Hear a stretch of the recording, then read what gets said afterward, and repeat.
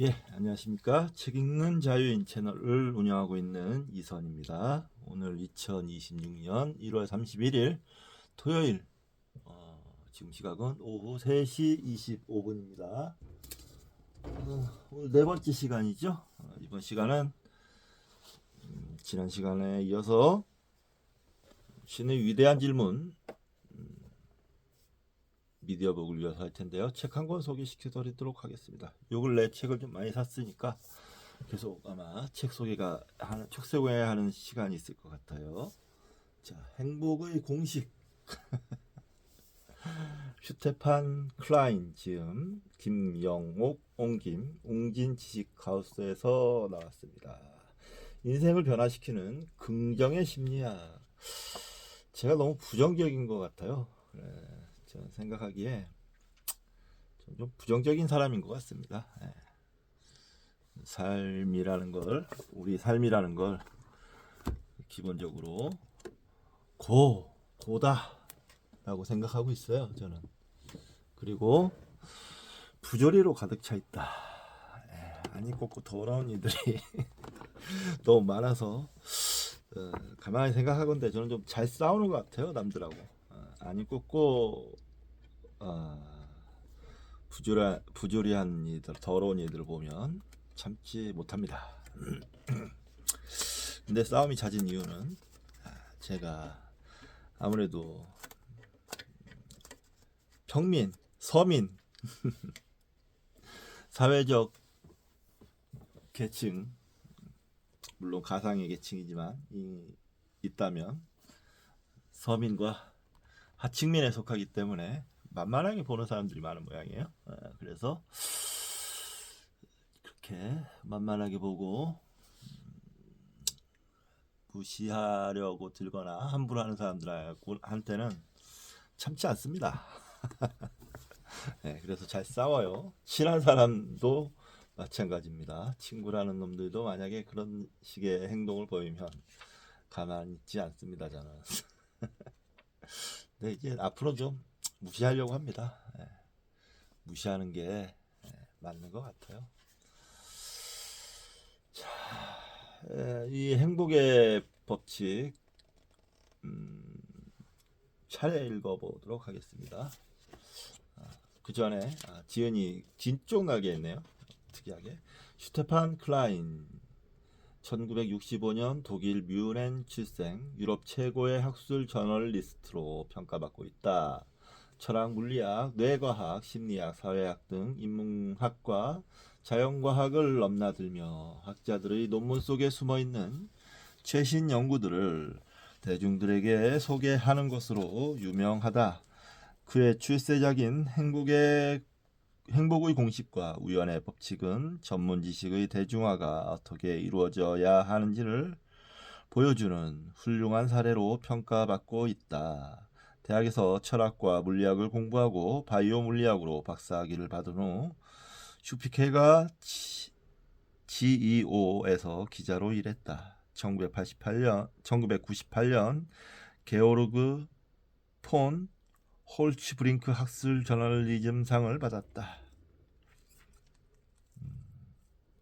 우연의 법칙도 있네요. 우연의 법칙도 한번 찾아봐야 되겠네요.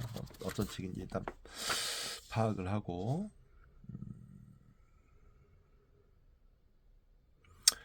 여기 DJ의 재밌는 얘기가 있네요. 기분이 너무 좋지 않을 때 휴가를 내고 침대에서 뒹굴면 조금이라도 행복해질 수 있을까?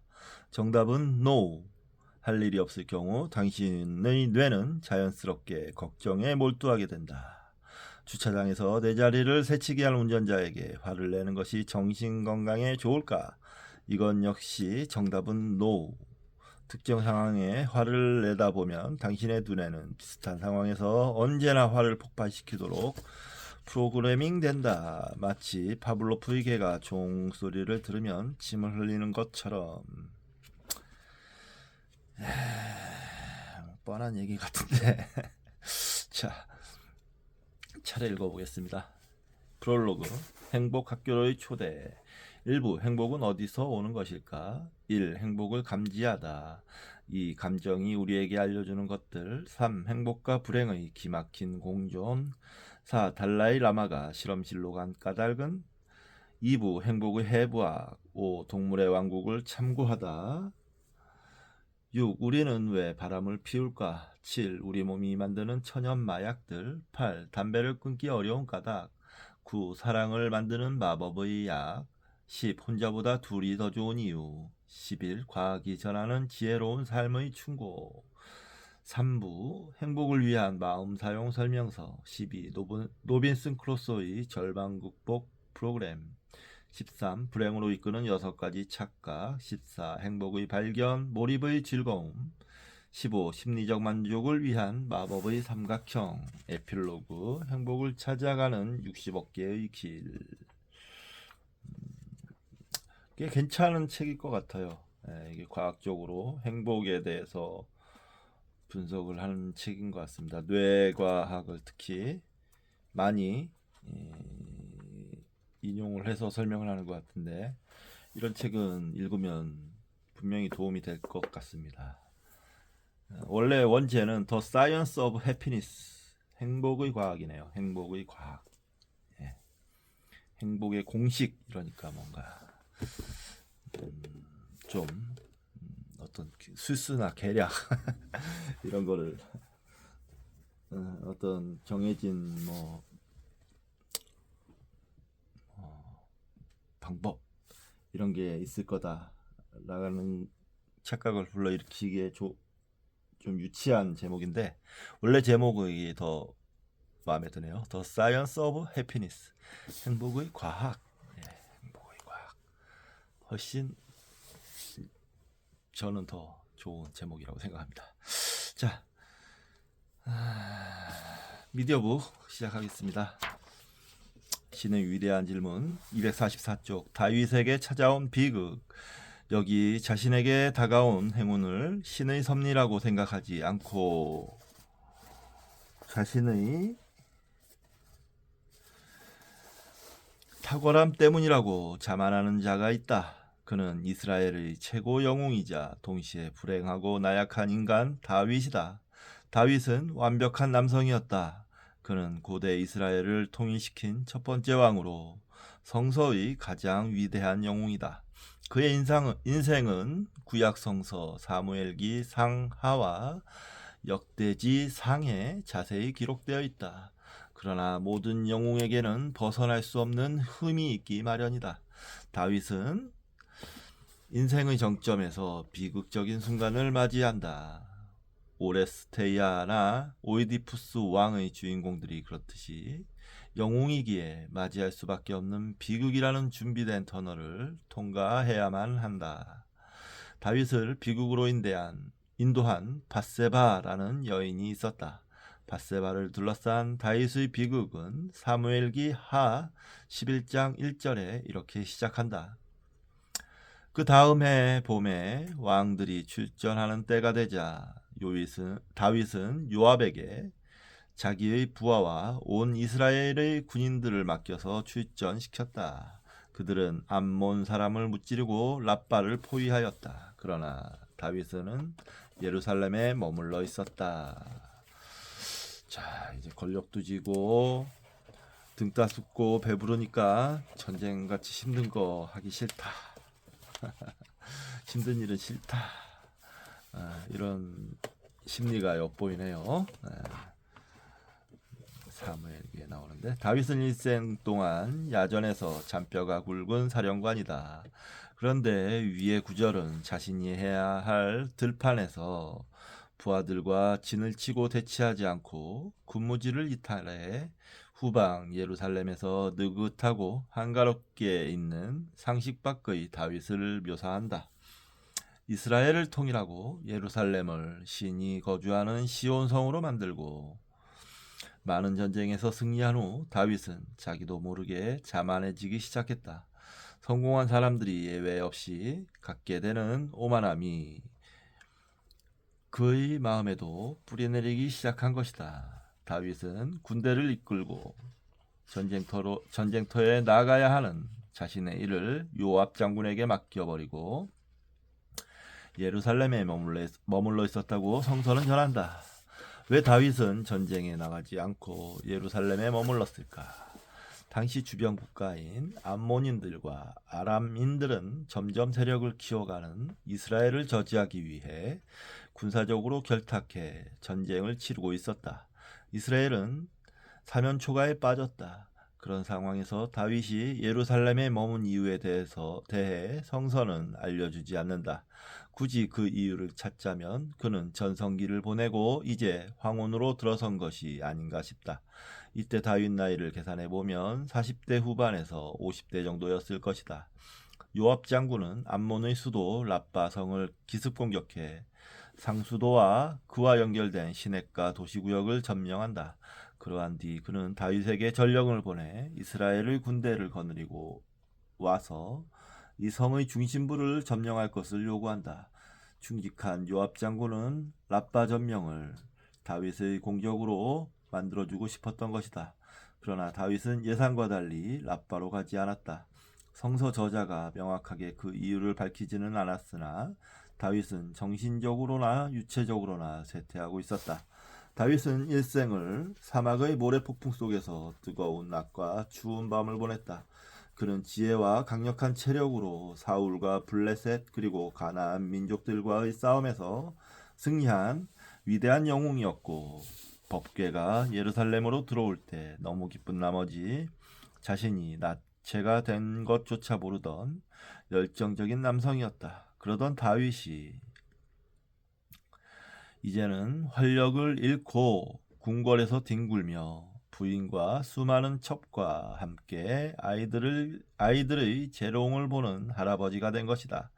골리앗의 머리를 자르던 홍한의 자신만만한 다윗과는 너무도 달라진 모습이다. 예루살렘에 남아있던 다윗은 한 여성을 만나게 된다. 인용입니다. 어느 날 저녁 다윗은 잠깐 눈을 붙였다가 왕궁의 옥상에 올라가서 거닐었다. 그때 그는 한 여인이 목욕하는 모습을 옥상에서 내려다보았다. 그 여인은 아주 아름다웠다. 하하하. 큰일 났네요. 주표시가 있습니다. 이 문장에서 거닐었다라는 동사는 특별한 의미를 지닌다. 걷다라는 히브리어 동사는 할락인데 여기서는 제기 동사형인 히트할렉이 사용됐다. 히트할렉은 목적도 없이 배회하다, 쓸데없이 왔다 갔다 하다라는 뜻이다. 그냥 그냥 마실 나갔다가 별 생각 없이 어떤 여인이 목욕하는 모습을 훔쳐보게 된 겁니다. 이게 또 이렇게 훔쳐보는 맛이 또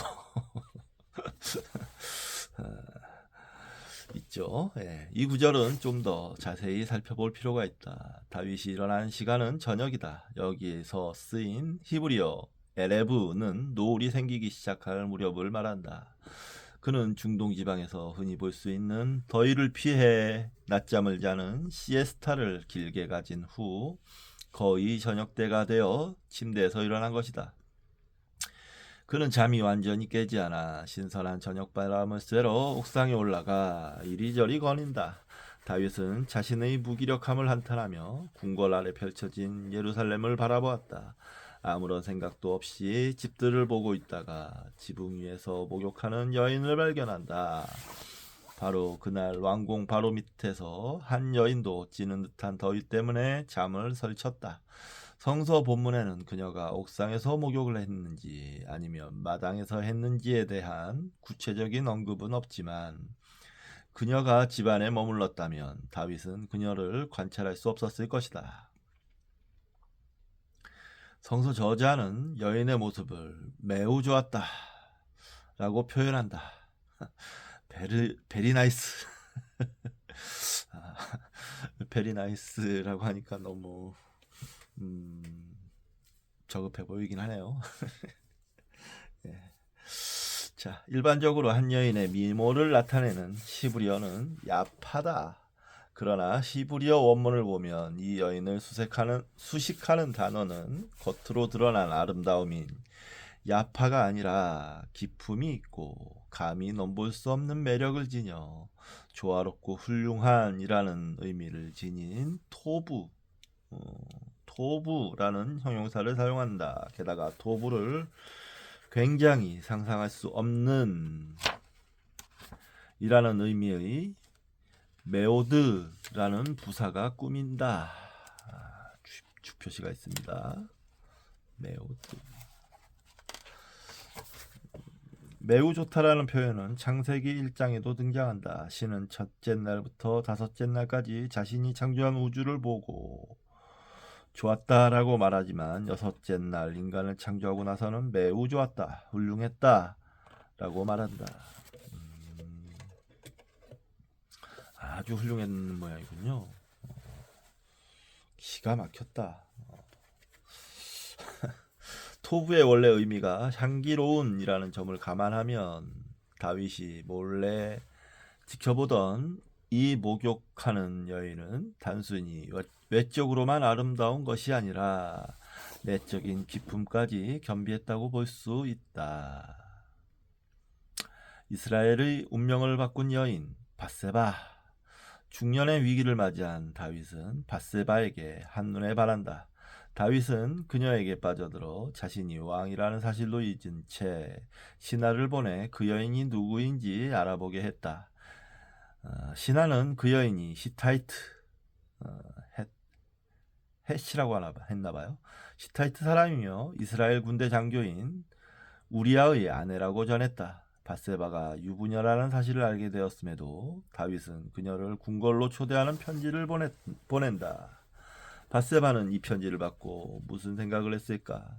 남편 우리아는 히타이트 용병으로 이스라엘에 와서 이곳 군대의 고위직까지 오른 입지전적 인물이다. 남편 우리아는 요압 장군과 함께 라빠에서 수개월째 전투 중이며 언제 돌아올지 아무런 기약이 없었다.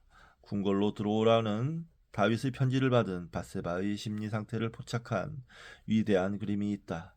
렘브란트의 유화 다윗의 편지를 읽고 있는 밧세바다.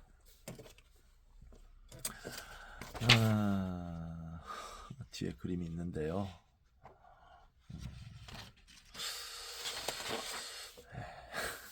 넘어가겠습니다. 렘블란트는 다윗과 밧세바의 사건에서 가장 중요한 순간을 묘사한다. 그는 다윗의 욕망이나 이와 관련된 이야기가 아닌 밧세바가 다윗의 부름을 받고 고민하는 장면에 집중했다. 렘블란트는 밧세바를 거의 실물 크기로 그려 그녀의 사치스러움, 우아함, 그리고 에로티시즘을 생생하게 표현했다. 주표시가 있습니다.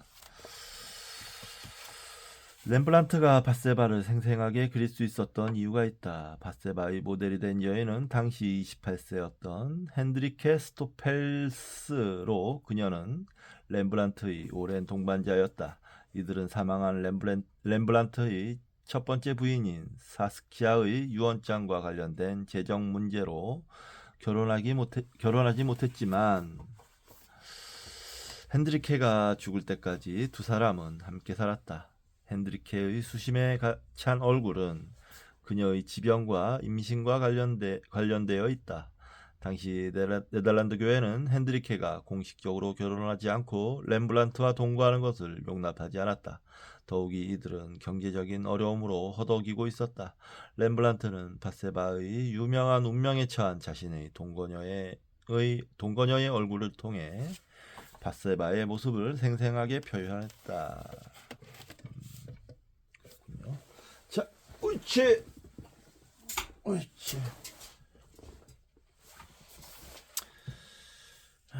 그는 배경을 티티안이나 베로네제 같은 르네상스 이탈리아 베니스 화가들이 사용하던 금과 구리색의 명암법으로 처리했다. 그녀는 왕비나 덮을 법한 황토색과 검은색으로 수놓아진 브로케이드 이불과 그녀의 순진함을 상징하는 정교한 흰색 드레이퍼리 위에 절묘하게 앉아있으며 오른손으로 다윗이 보낸 편지를 덤덤하게 쥐고 있다. 이쯤에서 그림을 좀 한번 보여드리는 게 낫겠죠. 한번 보여드리겠습니다. 자, 어떻게 생각하실지 이 그림입니다. 이 사람이 다윗의 편지를 받은 밧세바라고 합니다.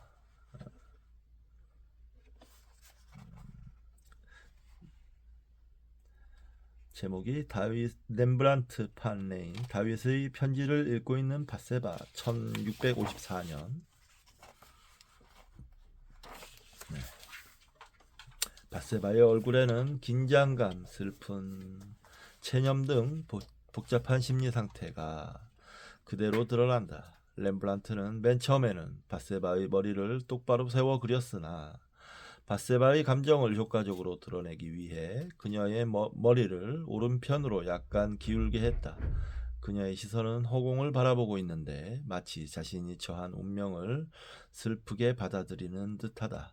흰색 드레이퍼리에 얹은 손과 다윗의 편지를 들고 있는 오른손을 비교해보라. 왼손을 올려놓은 흰색 드레이퍼리는 과거를 상징한다. 이는 남편이 전쟁에서 돌아오기만을 기다리는 여인의 순진한 마음을 상징한다. 밧세바는 이 드레이퍼리에 집착하거나 거머쥐지 않고 부드럽게 손을 올려놓았을 뿐이다. 그녀는 과거를 그냥 떠나보낼 셈이다. 이와 비교해 밧세바의 오른손은 왕비에 어울리는 금색 브로케이드 이불이 있고 오른손에 들린 편지에는 다윗과 밧세바의 삶에 중요한 전환점이 될 내용이 적혀있다. 그녀는 다윗의 전령이 들고 온 이 편지를 받고 며칠을 고민했다. 남편이 야전에서 암몬인들과 전쟁하고 있는데 왕의 유혹을 받은 나는 어떤 결정을 내려야 하나. 그러나 그녀는 마음을 정한 것 같다. 아무것도 잡지 않으려 하지 않는 왼손과 달리 그녀의 오른손은 편지를 움켜쥐고 있다.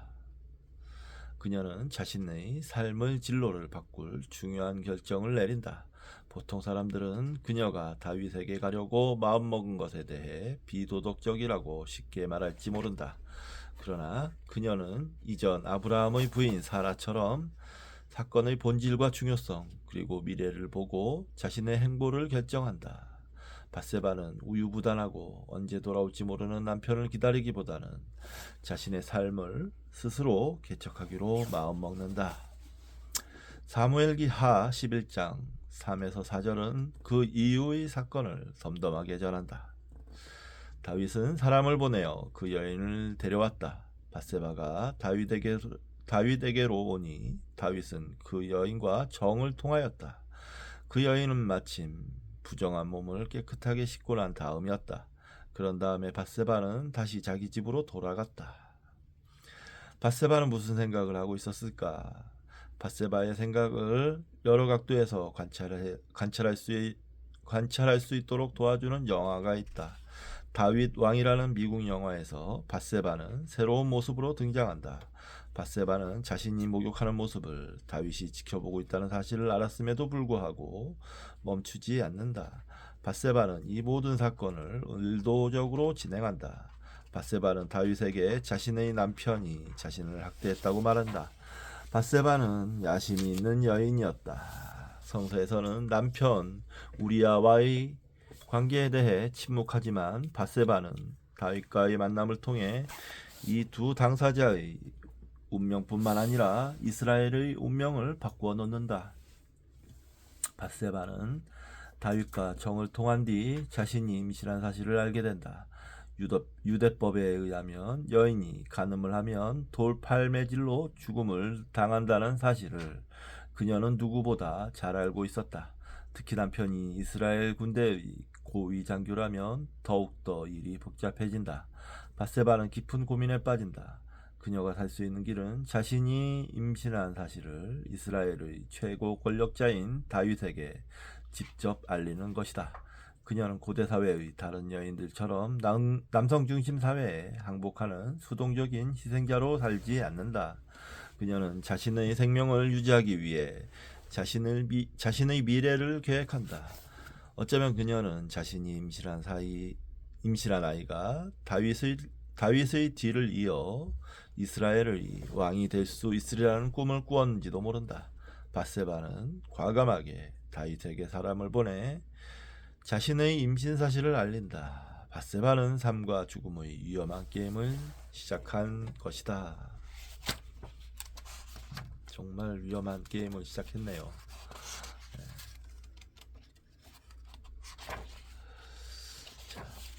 내가 주께 죄를 지었습니다.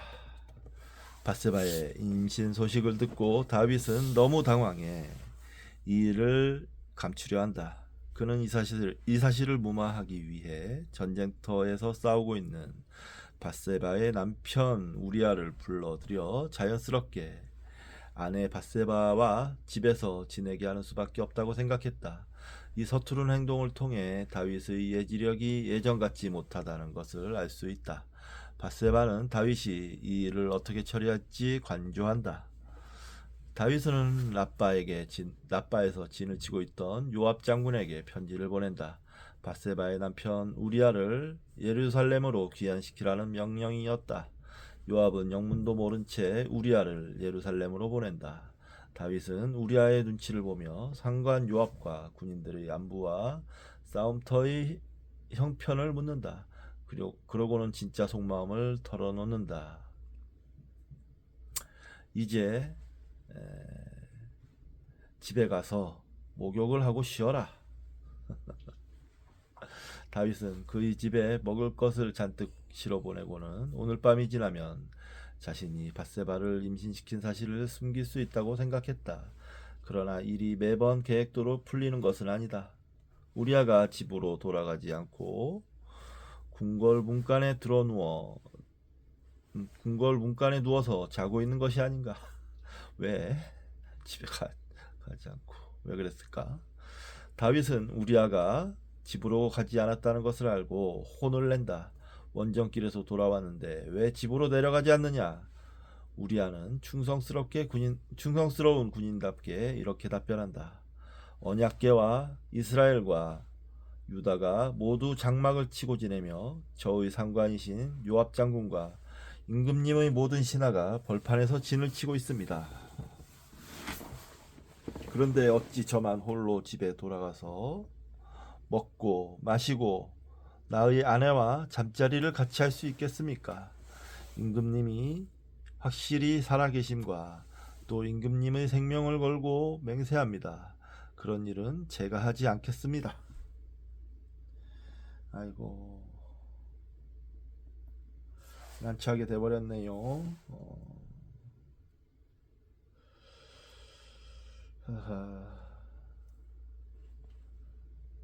어떻게 해야 되나?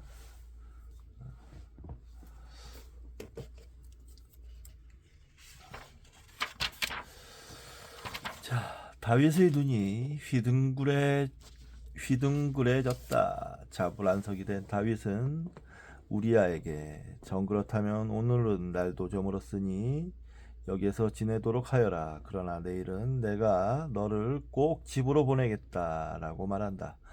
결국 우리아는 그날 밤을 예루살렘에서 묵는다. 한 잠도 못 잔 다윗은 기막힌 방안을 생각해낸다. 우리아를 술에 취하게 해서 집으로 보낼 생각이었다. 다윗은 다음날 그를 다시 불러다가 자기 앞에서 먹고 마시고 취하게 했다. 다윗은 멀찌감치 떨어져 우리아가 집으로 들어가는지 살펴보았다. 우리아는 끝내 자신의 집으로 들어가지 않았다. 다윗은 이제 이스라엘 장교 한 명도 어쩌지 못하는 초라한 신세가 되고 말았다. 이성을 잃은 다윗은 해서는 안 될 일을 꾸민다. 다른 동방의 군주들처럼 왕의 권력을 이용해 간접 살인을 감행하려 한 것이다. 밤새도록 고민하던 그는 우리아를 최전선에 배치시켜 죽게 만들 계략을 짠다. 그는 요압 장군에게 편지를 써서 우리아 편에 보낸다. 편지의 내용은 다음과 같다.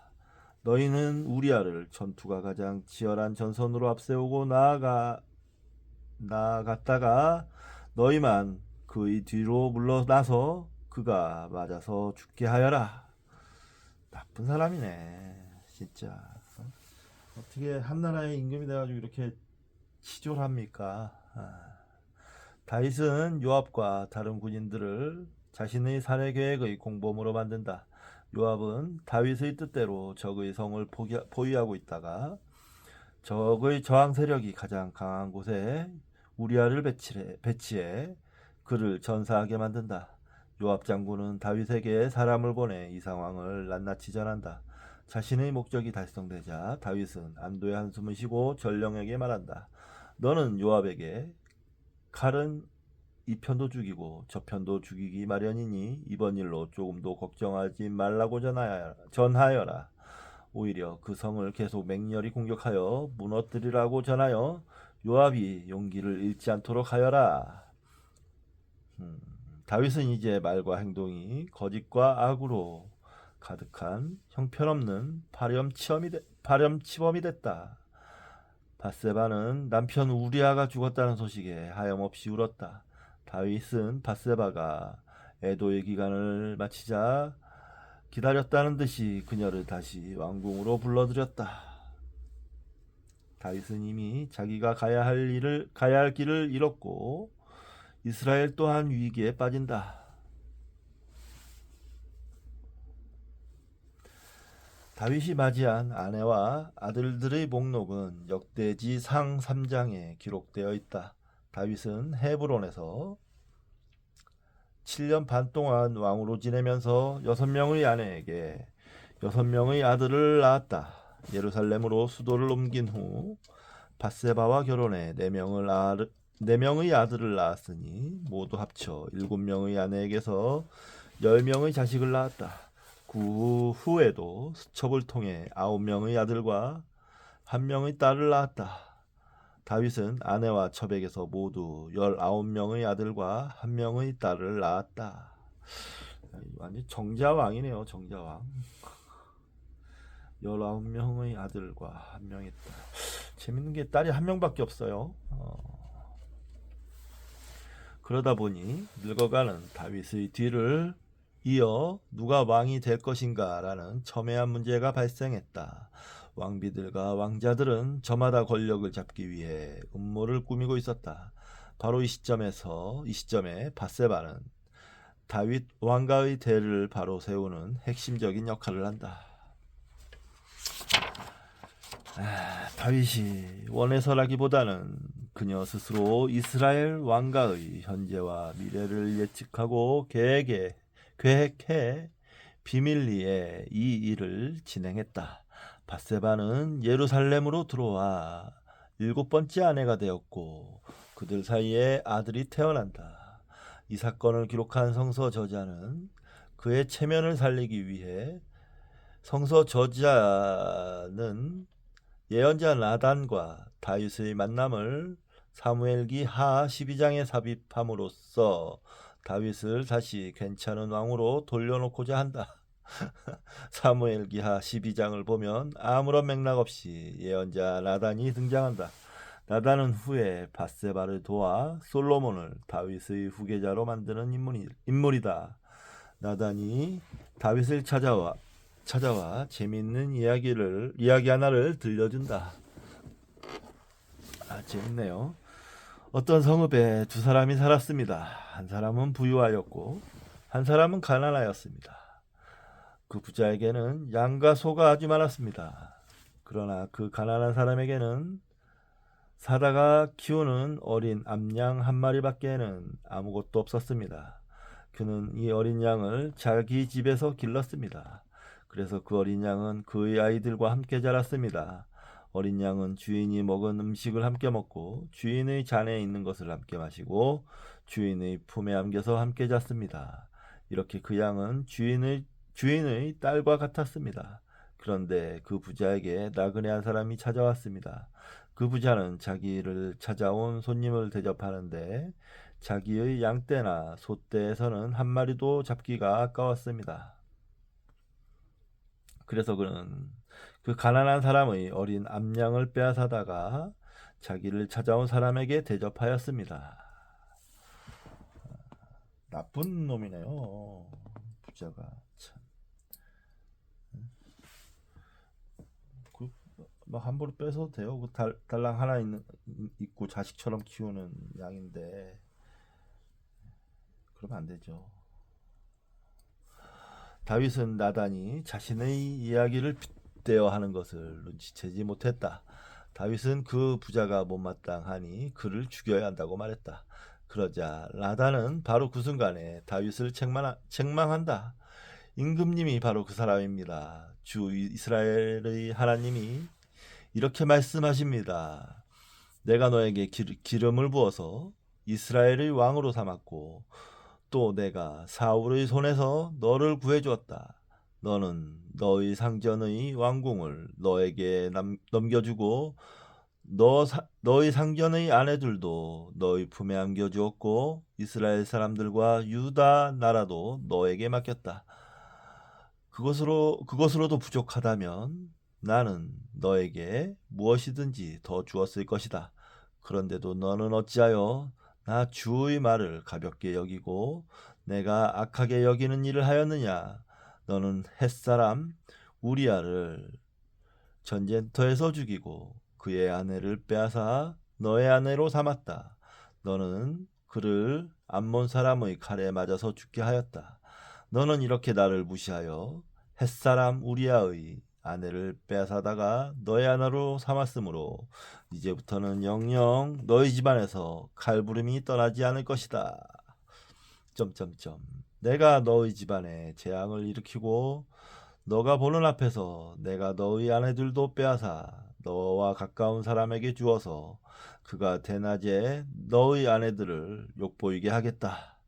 너는 비록 몰래 그러한 일을 하였지만 나는 대낮에 온 이스라엘이 보는 앞에서 이 일을 하겠다. 와, 장난 아니네요. 무서운 신입니다, 진짜. 어마네요. 예. 예언자 나단은 소포클레스의 오이디푸스 왕에 등장하는 예언자 테이레시아스와 유사하다. 오이디푸스의 가장 큰 결점은 바로 오만 가르고 슈브리스이다. 아까 슈브리스 오만에 대해 얘기했었죠. 오만은 그의 단점이자 장점이었다. 오만은 그를 비극적 운명으로 몰아넣는가 하면 테베의 왕으로 만들기도 한다. 과거의 진실을 찾으려고 노력하고 상대방을 배려하는 모습이 오이디푸스를 위대한 왕으로 만들었지만 동시에 그 자신감이 오만이 되어 그를 추락시키기도 했다. 테베의 예언자 테일레시아스는 오이디푸스에게 당신은 눈을 가지고 있지만 볼 수는 없군요. 라고 경고했다. 오이디푸스의 오만함은 결국 자기 자신을 장님으로 만든다. 나단의 경고를 들은 다윗은 오이디푸스와 달리 나단에게 내가 주께 죄를 지었습니다 라며 자백한다. 다윗은 절대 권력을 지닌 왕이지만 자신의 잘못을 바로 시인할 줄 아는 사람이었다. 그리고 이러한 행동이 다윗을 더욱 위대하게 만들었다. 자신의 잘못을 시인할 수 있는 능력이란 자신을 있는 그대로 객관화할 수 있는 시각을 가졌다는 증거다. 자신을 높은 경지에서 바라볼 수 있는 응시야말로 우리가 지녀야 할 덕목이다. 인간은 누구나 실수할 수 있다. 하지만 그보다 중요한 것은 항상 자신을 성찰하고 과거에 잘못했던 자신을 인정하고 변화시키려는 마음가짐이다.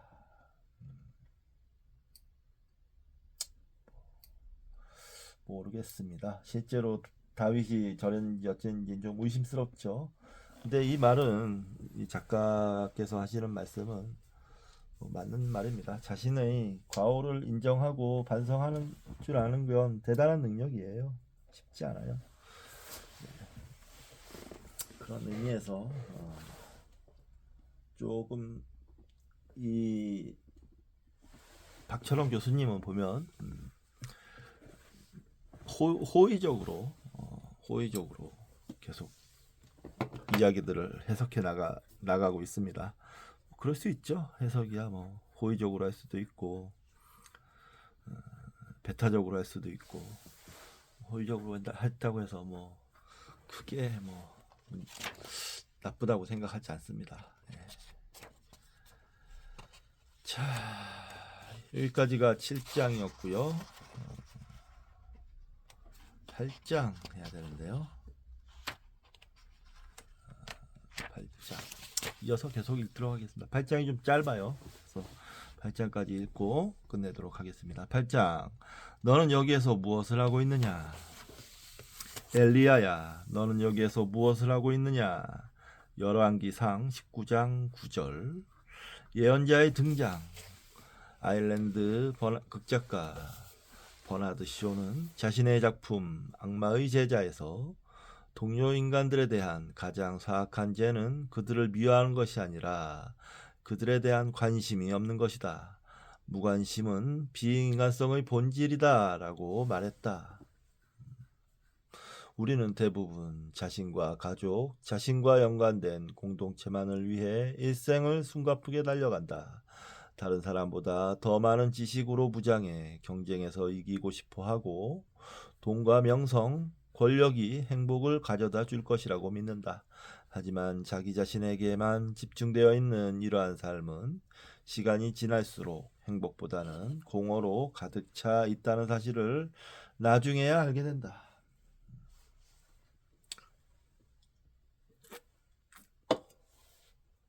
20세기 초 유럽에 등장한 실존주의적 허무주의 이론에 의하면 인생 그 자체에는 내적인 의미나 가치가 존재하지 않는다.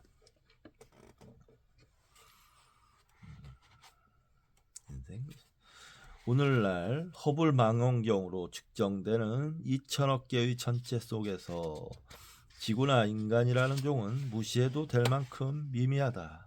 그 광활한 우주 안에 던져진 채 일생 동안 그 의미를 찾으려 하지만 결국 후대 사람들의 기억 속에서도 사라질 뿐이다. 이 허무주의는 고대 그리스 스토아 학파 철학과 유사하다. 첫 스토아 학파 철학자들 중 한 명인 제노는 모든 철학적 주제의 핵심은 마음 조절이라고 말한다. 그는 인간은 자신이 바꿀 수 있는 것만 걱정해야 한다고 주장한다. 그 외의 것들에 대해서는 우리가 할 일이 없다. 회의주의자들처럼 우리는 고요한 마음의 상태를 유지해야 한다. 심지어 스토아 철학자들은 사랑하는 사람의 죽음과 같은 비극적인 사건을 만나더라도 감정의 변화가 없었다. 슬퍼한다고 해서 죽은 사람이 돌아오지 않기 때문이다. 스토아 철학자들은 어떤 상황이나 사건에 대해 우리가 느끼는 것은 선택의 문제라고 말한다. 그러므로 우리가 가질 수 없는 것에 대해 슬퍼할 필요가 없다. 상당히 냉철한 태도네요. 이러한 허무주의 전통은 기원전 3세기 헤게시아스라는 그리스 철학자로부터 시작한다. 그는 행복은 도달할 수 없으며 인생의 목적은 고통이나 슬픔을 피하는 것이라고 주장한다. 헤게시아스는 부와 가난, 자유와 속박 같은 전통적인 가치들은 무의미하며 죽음이 삶보다 낫다고 역설한다. 그러므로 삶의 목표는 살아있는 동안만이라도 즐기자는 것이다. 기원전 3세기에 등장한 스토아 철학은 인간의 최고 단계를 호모 아파세티코스로 정의했다.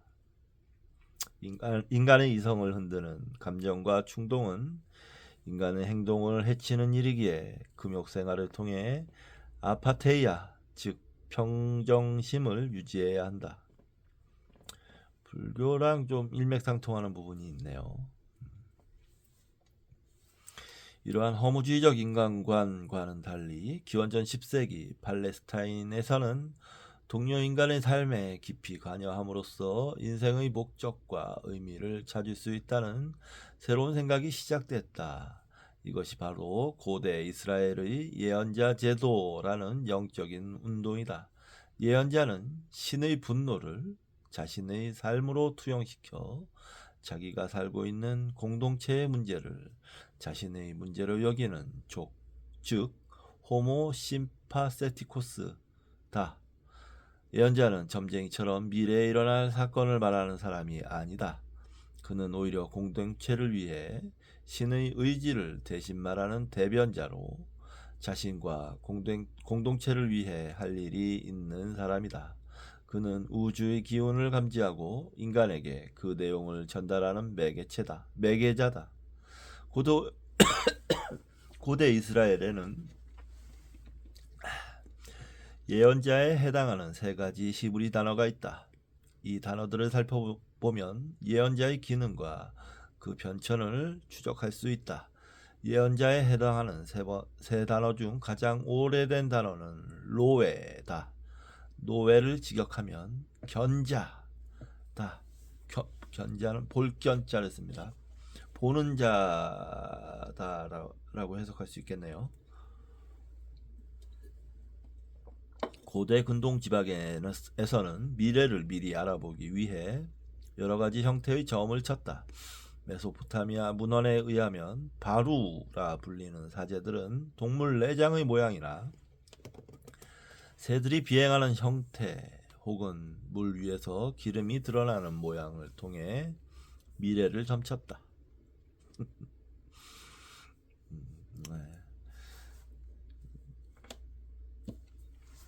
이런 걸로 점을 쳤다는 건 그만큼 미래가 불확실하다는 얘기겠죠. 그걸 자, 넘어가겠습니다. 기원전 11세기 이집트에서 발견된 파피루스에는 팔레스타인의 도시 도루에서 온 소년이 신이 들려 몸을 떨고 알 수 없는 소리를 냈다고 기록한다. 성서에는 실제로 가나안 종교인 바알과 아세라 여신의 사제들이 황홀경에 빠져 춤을 추며 이상한 소리를 냈다고 증언한다. 두 번째 단어는 호째다. 호째는 로에와 달리 신의 명령을 어떻게 하는지 그 과정을 언급하지 않는다. 호째는 직업적인 예언자가 아니다. 신이 일방적으로 선택해 말씀을 전달하는 도구다. 호째를 굳이 번역하자면 세상에 대한 통찰력을 지닌 선견자라 할 수 있다. 선견자, 먼저 본 자. 예언자에 해당하는 가장 중요한 히브리어는 나비다. 나비는 신의 말을 전달하도록 부르심을 받은 자를 뜻한다. 그는 자신의 말이 아니라 깊은 묵상과 기도를 통해 신의 음성이나 신들의 회의 장면을 목격하고 그것을 가감없이 전달하는 자다. 라비는 그리스어로 프로페테스, 즉 가로 열고 신을 가로 닫고 대신해 말하는 자다. 대신해 말하는 자. 다시 말해 신의 입이다. 자, 주류 신앙의 반기를 든 엘리야. 기원전 9세기에 활동한 엘리야는 요르단 동편 출신으로 당시 가나안의 바알 종교에 대항해 이스라엘의 신앙을 지키려고 고군분투한 인물이다. 엘리야는 털이 덥수룩하고 허리에 가죽띠를 두른 전형적인 금욕 명상주의자였다. 엘리야는 자신의 이름을 라이시는 야훼다로 만들 정도로 야훼 신앙의 화신이었다. 그는 당시 이스라엘인들을 휩쓸고 있던 바알 신앙에 과감하게 도전했다. 바알 신은 가나안 지방의 주 산업인 농경에 필요한 비와 천둥, 번개, 그리고 이슬을 관장하는 신이다. 바알 신앙은 가나안에서 성행한 풍요 종교로서 바알 신과 아스타롯 여신이 성교를 통해 풍작을 초래한다고 믿었다. 이들의 종교 의례는 실제로 성행위를 동반하는 성혼례를 포함한다. 이들의 신전에는 커다란 목상이 세워져 있었으며 이 목상 아래에서 사람들은 아스타롯 여신 역할을 하는 신전 창기와 실제 성행위를 포함한 종교의식을 거행한다. 바알 신앙은 신을 잘 믿기만 하면 물질적인 풍요가 따라온다고 설교했다. 바알 신앙은 이스라엘 조상들이 대대로 믿어왔던 야훼 신앙을 근본적으로 흔들었다. 이러한 신앙이 이스라엘에 본격적으로 스며든 계기는 아합 왕과 가나안의 도시국가 시돈 왕의 딸인 이세벨과의 결혼 때문이다. 그는 이세벨을 통해 바알 신앙을 수용하고 사마리아에 바알 신전과 아세라 여신상을 세워 이스라엘의 전통적인 신앙을 버리고 물질주의를 최선으로 생각하는 바알주의를 신봉했다. 아합과 이세벨은 엘리야를 이스라엘의 문제거리로 생각했다. 엘리야는 물질 만능주의의 바알 신앙에 맞서 야훼 신앙으로 도전했기 때문이다.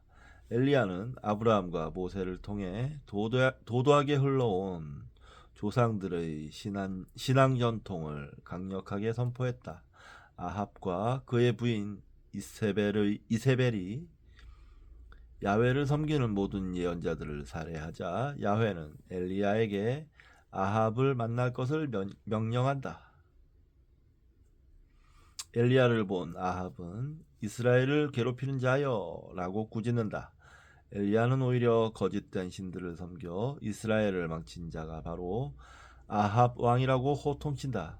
엘리야는 자신을 죽이려는 아합에게 바알 선지자들과의 대결을 제안한다. 아합 왕은 바알의 예언자 450명과 또 다른 우상신 아세라의 예언자 400명을 갈멜산으로 모아 공개적으로 엘리야를 제거하고자 한다. 엘리야에게 갈멜산은 모세의 호렙산처럼 신을 만나는 장소였다. 갈멜산 정상에서 이스라엘에서 가장 존경받는 엘리야와 권력의 정점에 있는 아합, 그리고 그를 추종하는 바알 종교 예언자 850명이 정렬했다. 이 광경을 목격하기 위해 수많은 사람들이 몰려들었다. 엘리야는 그들에게 결단을 촉구한다. 여러분은 언제까지 양쪽의 다리를 걸치고 머뭇거리고 있을 것입니까? 주인이 하나님이면 주님을 따르고 바알이 하나님이면 그를 따르십시오.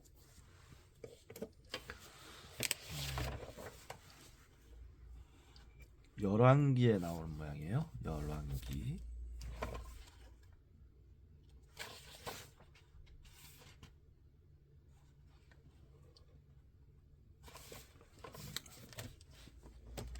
천둥과 같은 엘리야의 외침에 사람들은 아무 말도 못한 채 묵묵히 서 있기만 했다. 그들은 종교를 자신의 물질적 풍요를 위해 믿었을 뿐 신과 이웃의 사랑과 정의를 위해 믿지는 않았기 때문이다. 엘리야는 누가 진정한 신인지 가르기 위해 제물을 놓고 기도를 해서 그 제물을 불로 태우는 쪽을 참신으로 인정하자고 제안한다. 이 광경은 실제로 일어난 사건이라기보다는 바알 신앙과 야훼 신앙 중 어떤 것이 진실한 종교인지를 가르는 메타포다. 사람들은 엘리야의 제안을 수용해 2마리 송아지를 잡아 각을 떠서 나무 위에 놓은 뒤 서로 자기 신에게 기도하기 시작했다. 먼저 바알과 아세라 예언자 850명이 아침부터 낮까지 단 주위에서 춤을 추며 황홀경에 빠져들기 시작했다. 초기 예언자 형태인 로에의 모습으로 열렬히 기도했지만 별 소용이 없었다.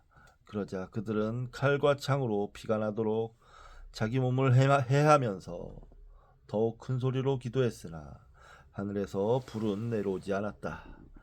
이번에는 엘리야가 나섰다. 그는 이스라엘인들에게 12지파를 상징하는 12개의 돌로 단을 쌓게 하고 단 주위에 도랑을 판 뒤 제물과 제단 위에 물을 12통이나 부었다. 이 물이 흘러 도랑이 넘칠 정도로 흠뻑 젖어 아무리 불을 붙이려 해도 그럴 수 없는 상황이 됐다. 엘리야가 기도를 시작했다. 아브라함과 이삭과 이스라엘을 돌보아 주신 주 하나님, 주님이 이스라엘의 하나님이시고 나는 주의 종이며 내가 오직 주의 말씀대로만 이 모든 일을 하고 있다는 것을 오늘 저들이 알게 하여 주십시오. 기도가 끝나자 하늘에서 불이 내려와 번제물과 나무와 돌과 흙을 태우고 도랑의 물까지 핥듯이 불살랐다. 이 구절은 실제로 신이 하늘에서 불을 내려 기적을 보인 것인지는 확인할 길이 없지만 신의 불이 이스라엘의 꺼져가던 불씨에 불을 지펴 자신들의 모습을 환하게 보게 했다고 상징적으로 해석할 수 있다. 이스라엘인들은 이 광경을 보고 다시 야훼 신앙으로 돌아오게 된다. 그 후 엘리야는 바알 선지자들을 기손강 골짜기까지 데리고 가 숙청한다. 대단하네요. 삶의 의미를 잃은 엘리야의 고뇌. 이때 분명 무슨 일은 있었겠죠. 정확히 이와 똑같은 일이 있었다기보다는 어떤 기적적인 일이 생겼었나 봐요.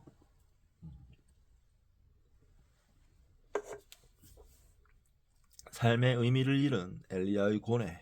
아합은 엘리야가 한 모든 일과 모든 예언자들을 죽인 일을 이세벨에게 낱낱이 알렸다. 그러나 이세벨은 눈 하나 깜짝하지 않았다. 그녀는 바알 신앙을 포기하지도 않았다. 엘리야가 보여준 야훼 신의 놀라운 기적에도 아랑곳하지 않았다. 이세벨은 자신을 따르는 바알 예언자들이 집단적으로 살해되었다는 사실에 이제 자신의 지상 최고의 목표를 엘리야를 죽이는 일로 설정했다. 이세벨은 엘리야에게 심부름꾼을 보내어 말한다. 너가 예언자들을 죽였으니 나도 너를 죽이겠다. 내가 내일 이맘때까지 너를 죽이지 못하면 신들에게 천벌을 달게 받겠다. 아니, 그보다 더한 재앙이라도 그대로 받겠다. 자, 아주 도전적이고 굉장한 팩입니다. 기세가 있네요. 엘리야는 갈멜산의 기적이 아합이나 이세벨의 마음을 돌이킬 것이라고 생각했지만 그것은 잘못된 판단이었다. 목숨을 위해 도망치는 신세가 된 엘리야는 유다의 땅 브엘세바로 갔다. 브엘세바는 이세벨의 힘이 미치지 못하는 장소였지만 엘리야는 미친 듯이 남쪽으로 더 내려갔다. 엘리야는 끝없이 펼쳐진 사막으로 깊숙이 들어갔다. 그것으로도 충분하지 않아 하룻길을 더 걸어 한 로뎀나무 아래에 앉았다. 엘리야는 일생을 야훼를 위해 바쳤고 심지어 백성들을 바알 신앙으로부터 돌아오게 하는 기적까지 베풀었다. 특히 이스라엘인들을 정신적으로 오염시키는 바알 선지자들을 전면했지만 그에게 돌아오는 것은 이세벨의 살해 위협뿐이었다. 엘리야는 삶의 허무함을 떨쳐낼 수 없었다. 그리고 자신을 이렇게 만든 신이 야속하기도 했다. 그는 자포자기 심정으로 죽기를 간청했다. 주님, 이제는 더 바랄 것이 없습니다. 나의 목숨을 거두어 주십시오.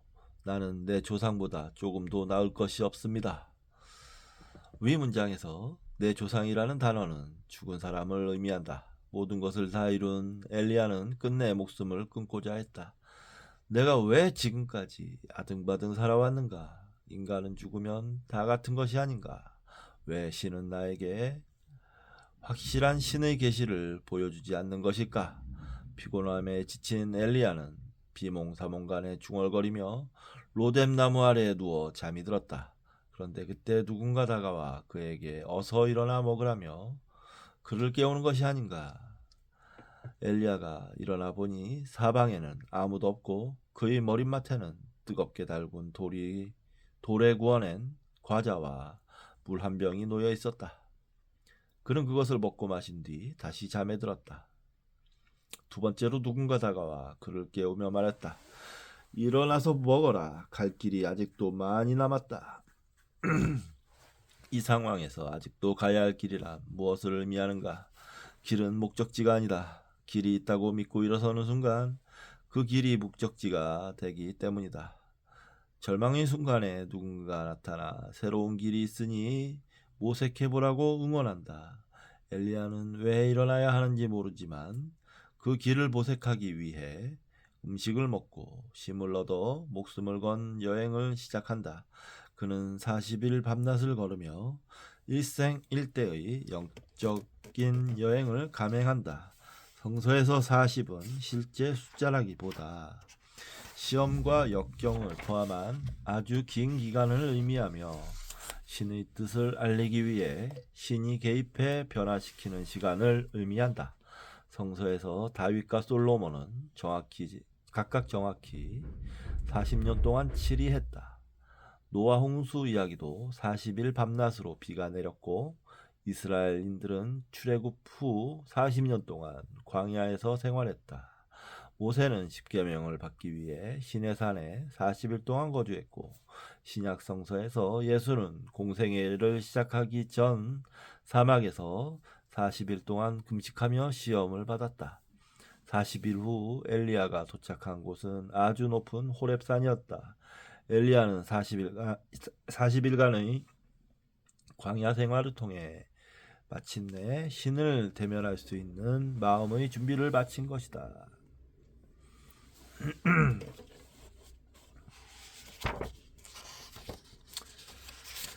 섬세한 침묵의 소리. 엘리야는 호렙산의 한 동굴에서 하룻밤을 지낸다. 그는 몸은 피곤하지만 영적으로 신의 목소리를 들을 준비가 되어 있었다. 마침내 신의 목소리가 들려왔다. 그렇게도 기다리던 신의 첫 말은 다소 그를 책망하는 소리였다. 엘리야야, 너는 여기서 무엇을 하고 있느냐? 엘리야는 자신이 그렇게도 기다리던 신이 이러한 질문을 할 것이라고는 예상하지 못했다. 그의 명령으로 지친 몸을 이끌고 40일 밤낮을 걸어 겨우 동굴에 들어왔는데 신은 왜 이러한 질문을 하는 것일까? 분명 신은 엘리야가 왜 이 장소에 왔는지 알고 있다. 엘리야는 기다렸다는 듯이 신에게 애원한다. 나는 이제까지 주 만군의 하나님만을 열정적으로 섬겼습니다. 그러나 이스라엘 자손은 주님과 맺은 언약을 버리고 주의 제단을 헐었으며 주의 예언자들을 칼로 쳐서 죽였습니다. 이제 나만 홀로 남아있는데 그들은 내 목숨마저도 없애려고 찾고 있습니다. 엘리야는 차라리 죽는 편이 낫겠다고 말한다. 신은 절망에 빠진 엘리야에게 새로운 신의 모습을 보여주어야겠다고 생각한다. 그는 엘리야에게 이렇게 말한다. 이제 곧 나 주가 지나갈 것이니 너는 나가서 산 위에 주 앞에 서 있어라. 엘리야는 허겁지겁 동굴 밖으로 나가 눈앞에 펼쳐진 심산유곡을 보았다. 갑자기 이전에는 볼 수 없었던 크고 강한 폭풍우가 몰아쳐 산을 쪼개고 바위를 부수었다.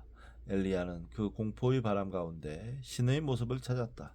그 바람은 신이 세상을 창조할 때 흉흉한 바다를 제압해 세상을 창조한 바람만큼 강력한 바람이었다.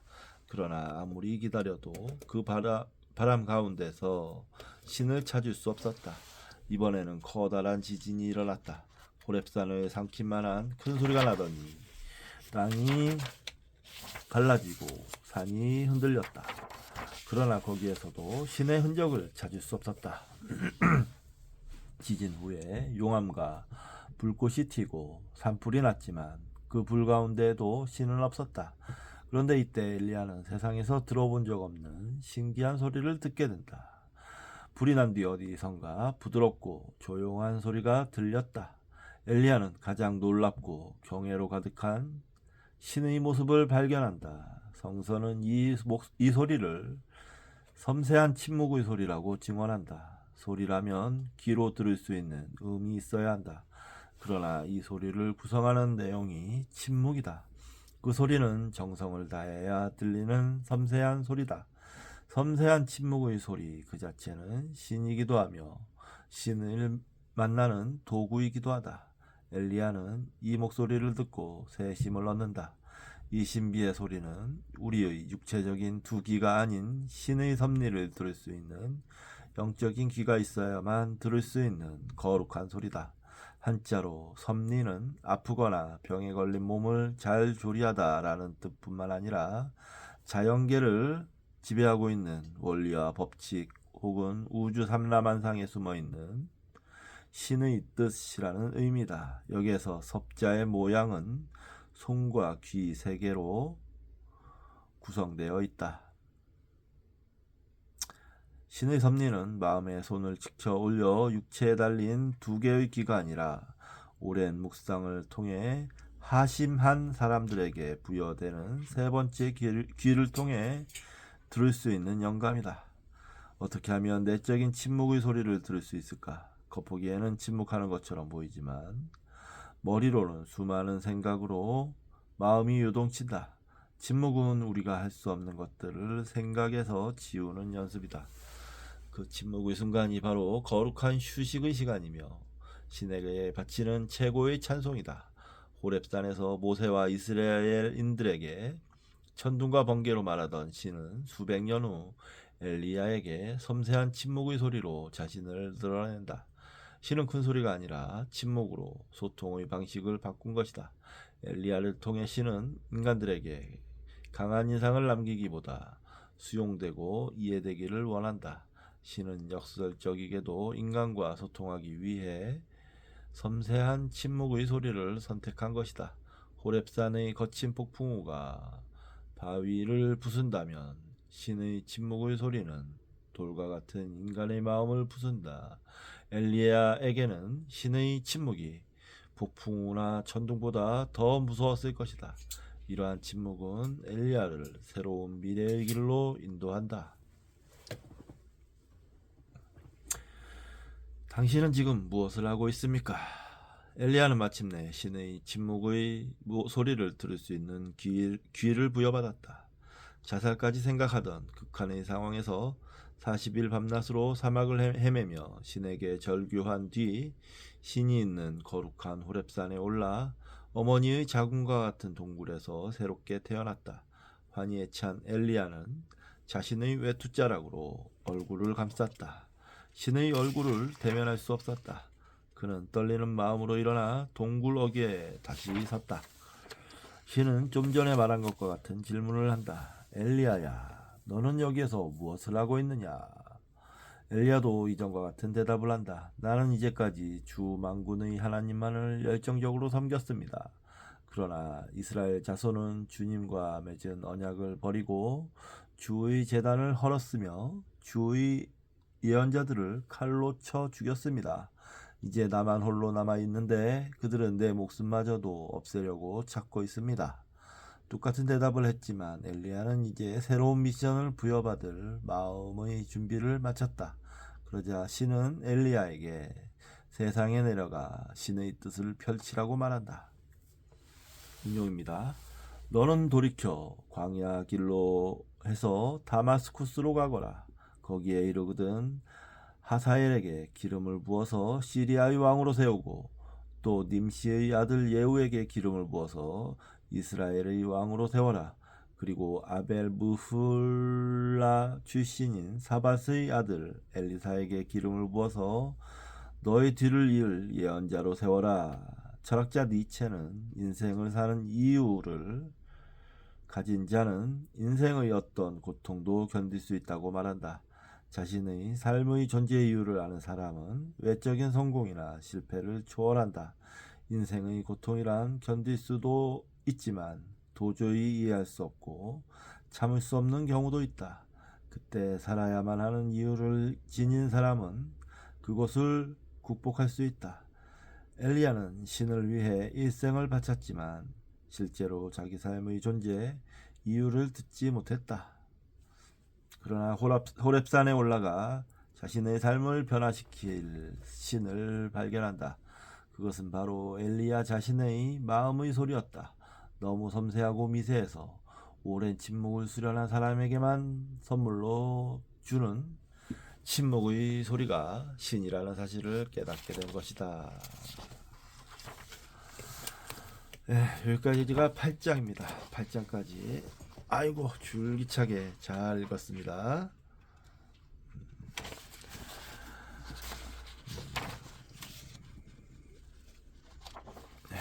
8장까지 재밌게 읽었고요.